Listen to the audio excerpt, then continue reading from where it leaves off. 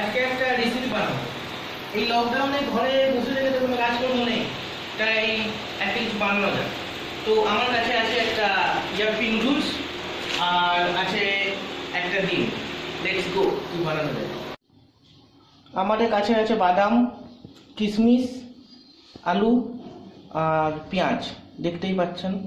এরপর এখানে কড়াইয়ে তেল দেওয়া আছে, তেলটা গরম হয়ে যাবে, একটু কিশমিশ একটু দেবো, ঠিক আছে? কিশমিশটা গরম করতে হবে, নাড়াবো।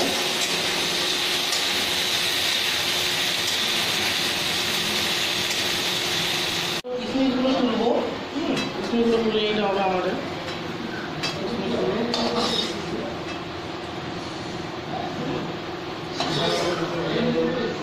ওকে, এবার বাদাম দেবো, বাদামগুলো ভেজে নিতে হবে আমাদের ভালো করে।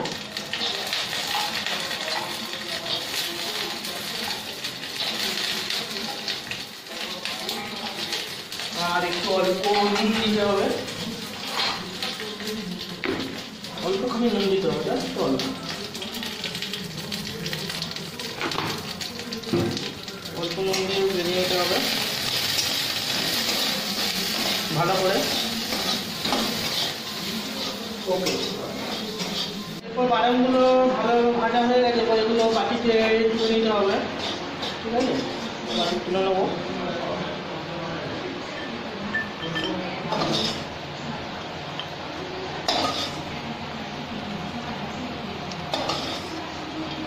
ওকে,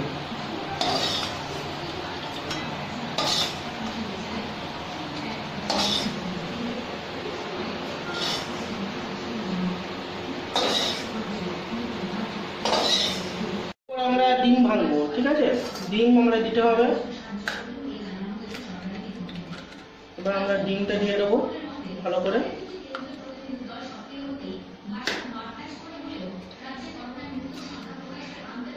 ওকে, এরপর একটু নুন দিতে হবে এইটাতে, একটু পরিমাণ মতো নুন একটু দিয়ে দেবো, বেশি না হয়, ওটা দেখে একটু দিতে হবে। তারপর পেঁয়াজটা দেবো, পেঁয়াজটা যতটা আছে পুরোটা দিয়ে দেবো। পেঁয়াজটা ভালোভাবে দিতে হবে, সবগুলো কাটা আছে। এরপর এটা একটু ভালোভাবে নেড়ে দেবো, যাতে ডিমের কুসুমগুলো সব একসাথে মিশে যায়, একটু নেড়ে দেবো। আচ্ছা, এরপর এটা কড়াইয়ে ঢালতে হবে, এরপর এটাকে কড়াইয়ে ঢেলে দেবো, পুরো মিক্সচারটাকে কড়াইয়ে ঢালবো।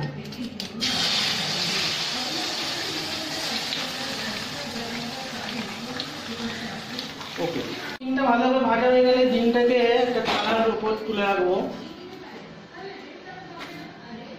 এরপর এটাকে ছুরি দিয়ে একটু পিস পিস করে কেটে নিতে হবে। ছুরি দিয়ে যতটা সম্ভব ছোট হলেও হবে কাটার চেষ্টা করতে হবে, যাতে এটা টেস্টফুল হয়, ঠিক আছে?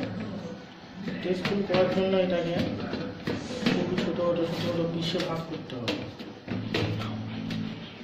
যেমন করে সুজি ভাগ করে সেরকম পিস পিস করতে হবে ভালোভাবে, ছোটো ছোটো করতে হবে।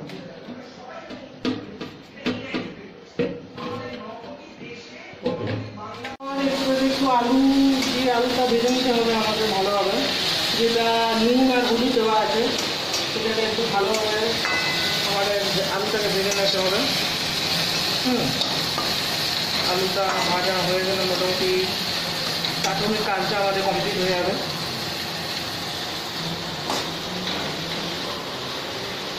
জলটাকে আমরা ইয়াপ্পি নুডলসটা ঢালবো, আর তার সাথে যে নুনটা আছে সেই নুনের প্যাকেটটা আমরা আলাদা করে রাখবো। আর ইয়াপ্পি নুডলসগুলো আমরা একটা একটা করে পরপর দেবো, সেগুলো ভেঙে দেবো আর কি, বড়ো বড়ো দেবো না, ভেঙে ভেঙে দেবো। বাকি ইয়াপ্পি নুডলসগুলো থাকবে, সেগুলো আমরা নুনটা আলাদা করে সেগুলো আমরা ভেঙে ভেঙে দেবো।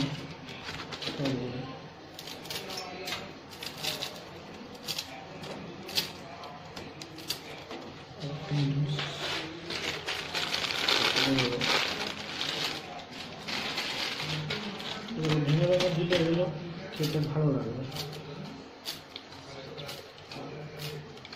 এটা ভালোভাবে একটু নেড়ে নেবো যাতে এগুলো খুব ভালোভাবে এগুলো ফুলে এবং একটু বড় বড় হয়। ঠিক আছে, আমরা এগুলো নেড়ে নেবো। এরপর এই যে ম্যাগি যেটা হলো ইয়াপ্পিটা, সেটা জলটা ঝরানো হলো। জলটা ঝরানোর পর এরপর আমরা এই হাঁটা করে এই আলুটাকে দেবো। ঠিক আছে, আলুটাকে আমরা আস্তে আস্তে ফেলে নেবো। আলুটা পুরোটা চারদিকে আস্তে আস্তে পুরোটা দেবো সেটা আছে। তারপর সেটাকে একটু ভালোভাবে আমাদের নাড়তে হবে, তাহলে আমাদের কাজ হয়ে যাবে। এবার এটাকে একটু ভালোভাবে নাড়ব। আমরা ডিমগুলো এইটাতে দিয়ে দেবো। ডিমগুলো আমরা পিস করে কাটলাম, সেগুলো আমরা এটাতে ঢেলে দেবো। ডিম ঢালা হওয়ার পর আমরা বাদামগুলো একসাথে ঢেলে দেবো আর কিশমিশটাও ঢেলে দেবো। তারপর নাড়তে থাকবো।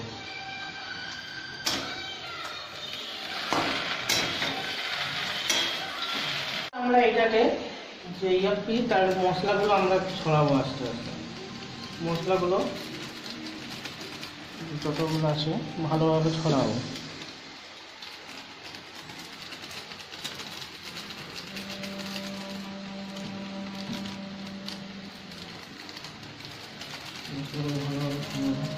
আর তার সাথে একটা স্পেশাল ম্যাগির মশলা, ম্যাগির একটা মশলা টেস্টফুল হবে, এটা ছড়িয়ে দেবো।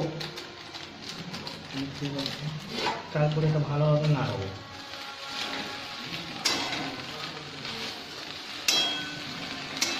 তো অবশেষে আমাদের এটা রেডি হয়ে গেছে।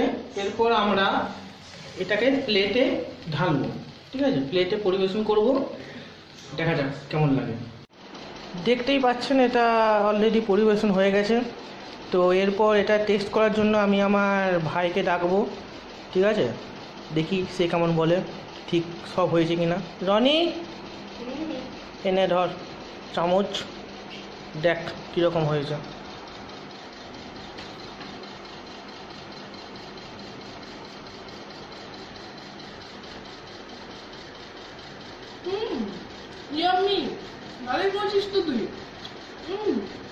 ওকে গাইস, তাহলে যদি ভালো লাগে এই ভিডিওটা তাহলে লাইক, শেয়ার অ্যান্ড সাবস্ক্রাইব করে দেবেন। Thank you very much.